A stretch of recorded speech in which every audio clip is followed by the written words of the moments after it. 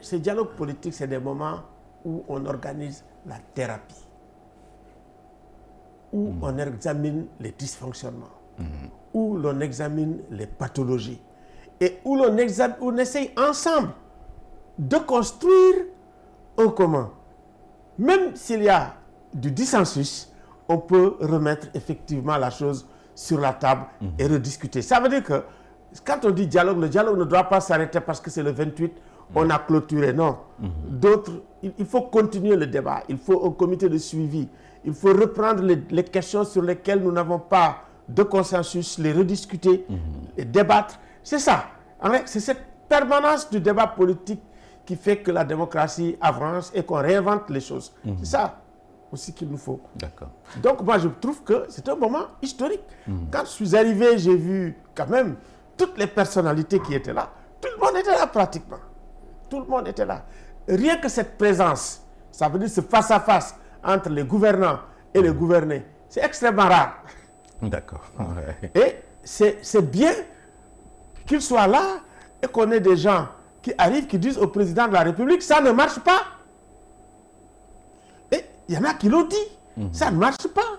Les opposants qui viennent, c'est extrêmement important ce moment, je dirais même de catharsis démocratique. Ça, c'est très important. D'accord. Est-ce que les résultats vous satisfont?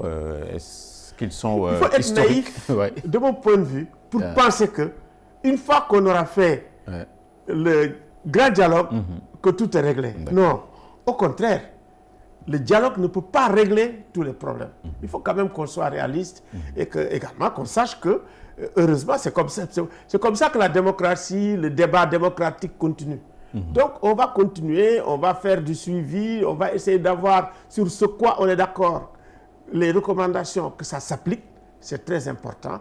Et puis maintenant, pour le reste, qu'on continue la lutte pour que, effectivement, ça avance. Parfait.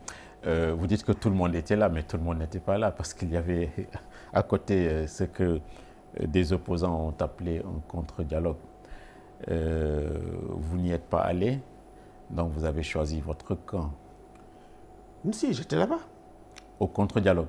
Non, je n'étais pas au contre-dialogue. Ah, non, je parle du contre-dialogue de l'opposition. Pour moi, c'est ça aussi la démocratie. Les gens doivent être libres de dire, écoutez, nous sommes d'accord avec le dialogue. Les gens aussi peuvent dire, nous ne sommes pas d'accord avec le dialogue et nous organisons un contre-dialogue. Ça, c'est la démocratie. Ça, c'est le contrefort de la démocratie. C'est des voies divergentes. Et pourquoi vous n'êtes pas allé? Je ne suis pas allé parce que moi, je suis quand même fondamentalement, de tout temps, partisan du dialogue politique. D'ailleurs, je le suis tellement que, effectivement, ça me pose des problèmes. On dit, qu'est-ce qu'il fait avec le dialogue? Mais c'est ça la démocratie. La démocratie, c'est le dialogue. Et en réalité, c'est une façon de dialoguer qu'au même moment, les mêmes personnes disent, on n'est pas d'accord avec vous et qu'ils vont là-bas. Il faut prêter attention à ce que ces gens disent. Il faut prêter attention à leurs recommandations. Il faut prêter attention à leur colère. Et puis ne pas les rejeter comme si effectivement c'était des gens qui ne comptaient pas. Je pense que la parole de la minorité, c'est une parole qui fait partie de la démocratie, qui est partie intégrante de la démocratie. Il faut l'intégrer. Je pense que le grand problème que nous avons, nous, c'est l'intolérance par rapport effectivement à la parole de l'autre, par rapport à la critique, par rapport à la dissidence. Il faut considérer que la démocratie, c'est ça aussi. Il y a une démocratie négative, démocratie du non, démocratie du veto. Mais ça fait partie de la démocratie.